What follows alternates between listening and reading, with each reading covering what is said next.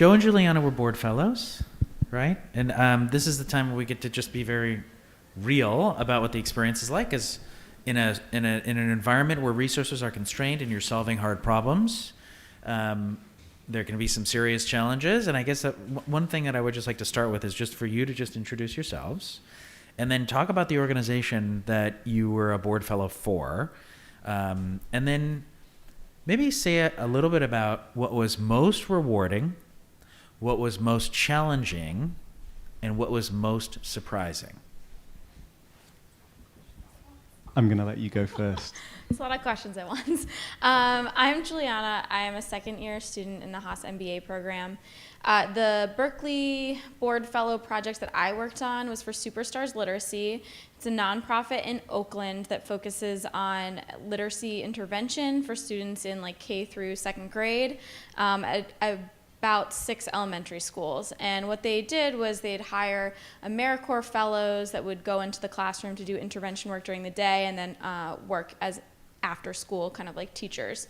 And one of the things, the challenges that they were faced with is they really had difficulty getting to expand their pipeline. As many of you, if you've worked in nonprofits, know, when the economy is stronger, it's a lot harder to recruit people into like nonprofit roles and teaching roles and things like that. So they wanted us to think through some like different pipelines they could tackle. The other sub-projects that they wanted us to potentially think about that they brought to the table initially were like looking through their budget to see if there was anything that they could like adapt or cut, and then also just helping them try to like source more applicants. The most rewarding part of the program, I think, would be when we did a full audit of their application process for AmeriCorps fellows and really helped them figure out how they could trim down some of the extra steps they were inserting into the process, since they just had one full-time staff member that could work on it. And then what the most challenging? Yeah. We did at one point get like this panicked email about an emergency board meeting because they thought that they were gonna have to declare bankruptcy and they were not gonna be able to like cover the financing for the year. And that was actually a great lesson in just like the politics of being on a board, because more or less they called this meeting to really encourage the board members that hadn't yet like paid in to contribute to the organization to like put their money where their mouth was. And then the most surprising was the last one. Was it? Okay. That was a fairly surprising moment, but I think more or less just how big of a challenge this group of folks was committed to taking on. I was shocked really that they had AmeriCorps fellows at all, given that they can't even like give them a living wage for San Francisco. So these are people that are taking on a role where, you know, they aren't even making minimum wage. And so like their passion just for really improving the educational landscape in Oakland was inspiring. Joe, just for 1 second, just before I forget, we are recording this, and so what I'd like to do for the second part of questions, if you have a question, please step to the mic there. And if you have a question now, you could even stand up and make Joe and Juliana nervous. Just line up. Thanks for that, Ben. I'm Joe. I came to Haas having done 8 years in social impact in India, and so was really drawn to Board Fellows as a way of kind of continuing to contribute to a community that I was eager to kind of become a part of. I went to Habitat for Humanity in San Francisco, which was amazing. I think they probably do work that all of you are aware of. I was charged with helping them identify new locations and new possibilities where they might go and develop housing projects that would be well funded, that would be well received by the local council, that would be impactful to the local people. In terms of the highlight, I think it was really sitting in on the boards. They're fascinating. It's incredible access. You get to meet incredible people, and you get to kind of see big decisions being made and strategy being kind of discussed. And it just felt like a real privilege to have that kind of an access and that kind of an opportunity. I think the biggest challenge for me was going in with complete ambiguity. You're not a paid member of staff, you're a student. You're turning up with good intentions, but no real power, no real influence necessarily, or not formally recognized. You're very much appreciated and very much welcomed. They want you there, but they're typically a resource-strapped organization who've got 1,000,001 things to be doing already. And so I think, to me, that was the biggest challenge, was to step up and to own the project and to actually hold some people that were way more powerful than I was to account and say, actually, before I do anything else, I need this from you. And I need you to kind of step up, and I need access from you, and I need this phone number. I think that was initially quite challenging as a bumbling international student trying to make their way in America. The surprising thing was people's response to that. People want it. People want to be pushed. People know that you care. People are really happy to have you there. And so I was very pleasantly surprised that when I did try and be a little bit more pointed with my communications, that people responded back, and we actually started making things happen. And that was great.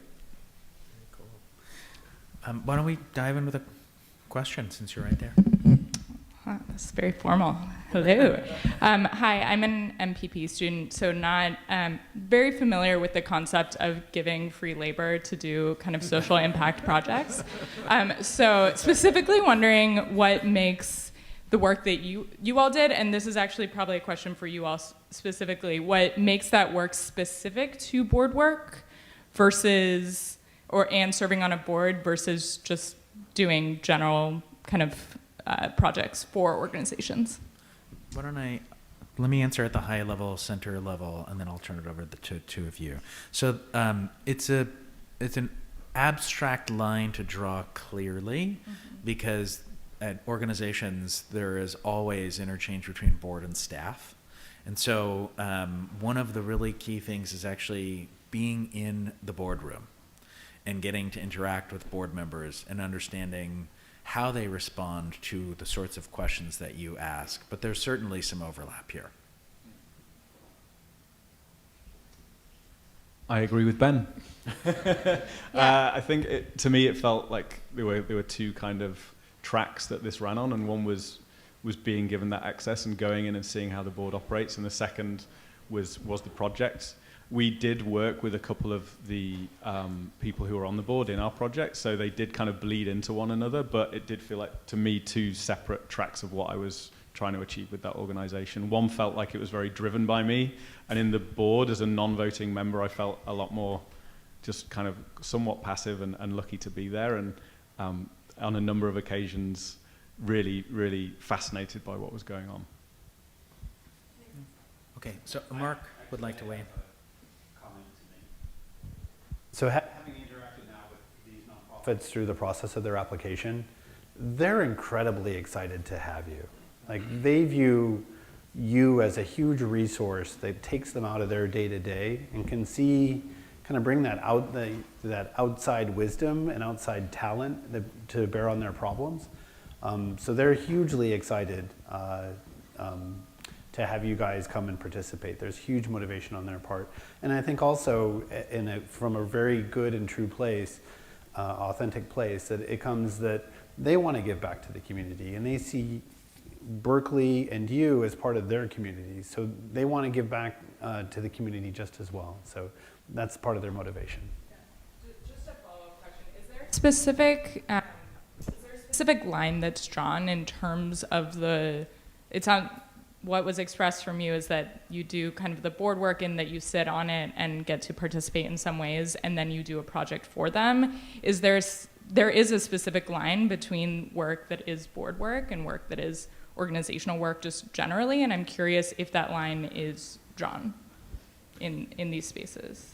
I mean, I would say no, just in that there were a number of board members that just volunteered to take on projects that needed to be done for the organization in general, as long as it fell under like those buckets of like maybe more strategy focused, finance focused, like marketing, performance, things like that, where they may not have a full-time staff member.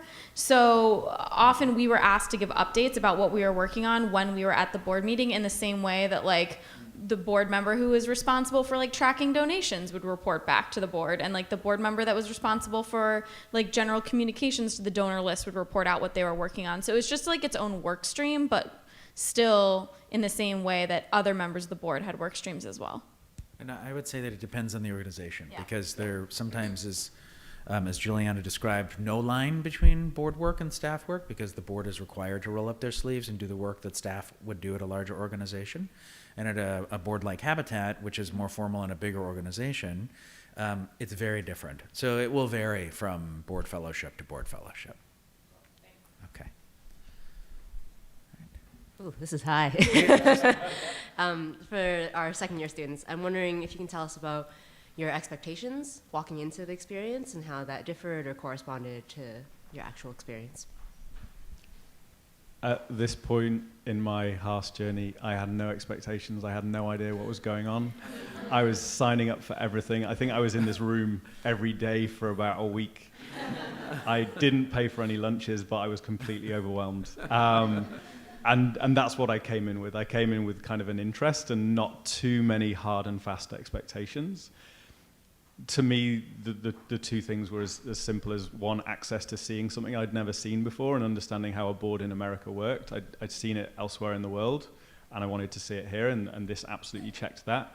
The second was to call it out, kind of coming to Berkeley, we're really in a privileged position, and we're walking down Telegraph every day past people who are far less privileged than ourselves, and I wanted to assuage some of my existential guilt by trying to be useful in some way, and that was my other hope of this, and again, absolutely checked that box as well.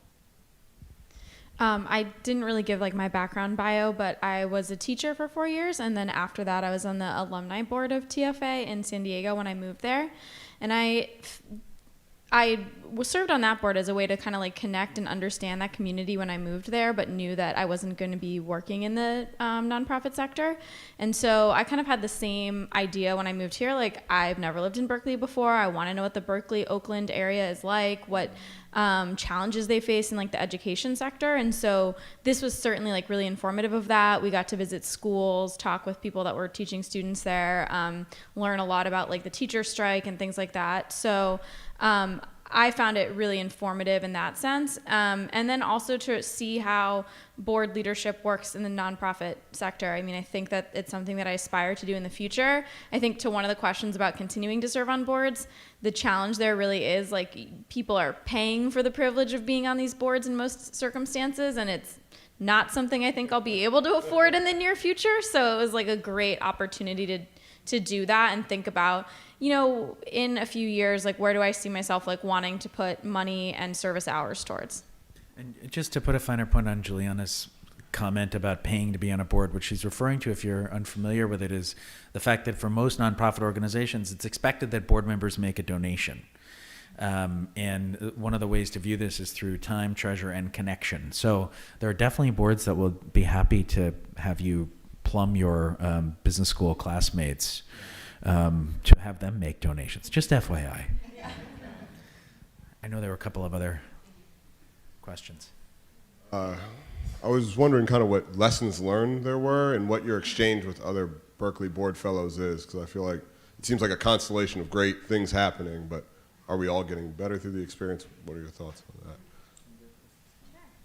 that? So like lessons learned in terms of for like the larger Berkeley community, I know we kind of like have a presentation that other folks are invited to at like the culmination of the program, and so you know if it doesn't work out that you participate this year, I would suggest going to that and learning a little bit about it. Personal lessons learned, I think you are paired with someone else. I ended up being paired with someone that's very fantastic and was like very aligned with what we both wanted to execute on. I think it's really helpful to sit down and make sure that you have alignment with whoever you're working with and the organization. She and I both kind of like are just the type of people where every time they were like, hey, can you also do this thing? We were like, sure. And then that became a little overwhelming. So mainly it's really about sticking to the scope and reminding them that you have like a lot of other responsibilities and things on your plate. It was a personal challenge to say no to things that I knew could be useful for them, but I simply was not related to our project and didn't have the time for it.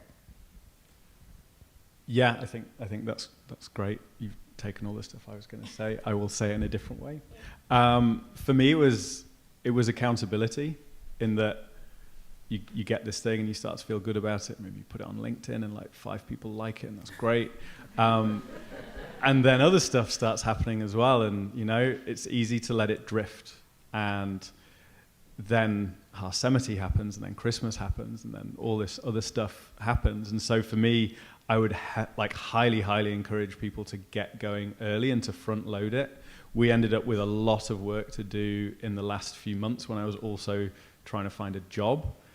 And so that was something that I really learned, was really kind of plan your time out, map your time out, take ownership of it, take ownership of the project, and hold yourself to a high account. Don't just do this for a nice little line on your resume, which shows that you're committed to social impact. Do it because you can make a difference. And if you really want to make a difference, start soon and get on the front foot with it.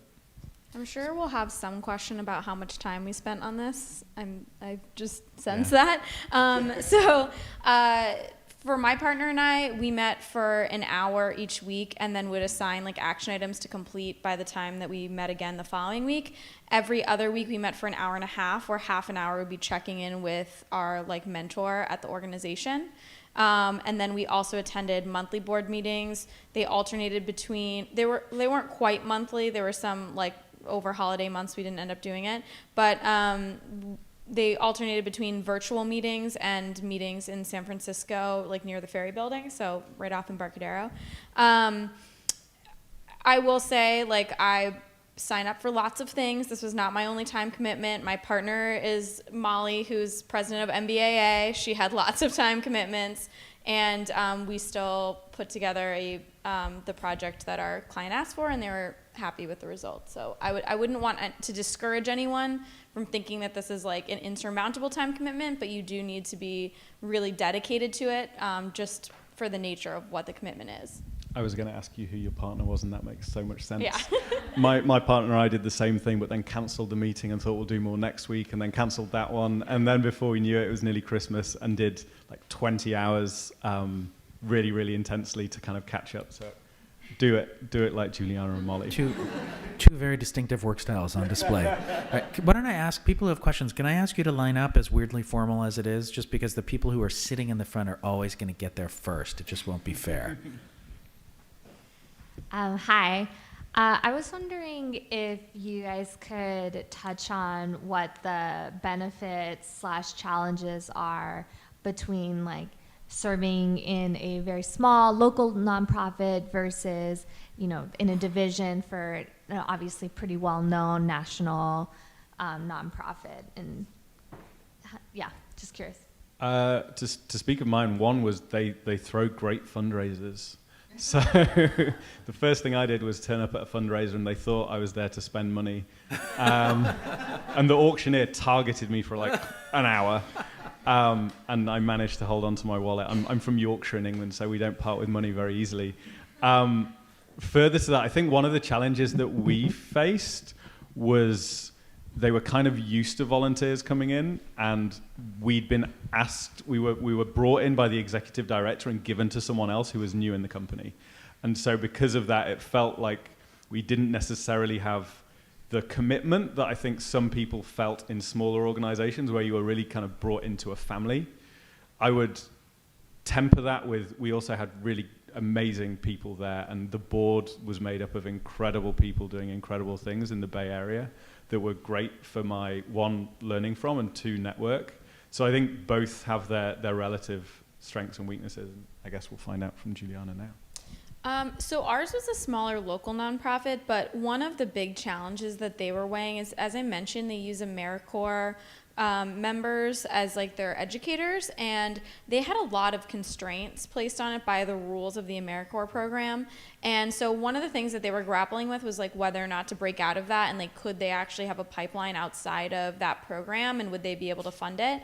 So I think in a sense, you don't have a lot of you don't really have a life raft if you're a standalone smaller organization. If things go down and you're not able to make ends meet, there isn't a way to shift any kind of financing around from other chapters or other areas in the country.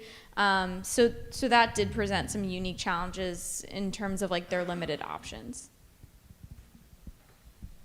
Hi. My question is, I heard from Joey that you were in our position, thinking about a lot of things to do.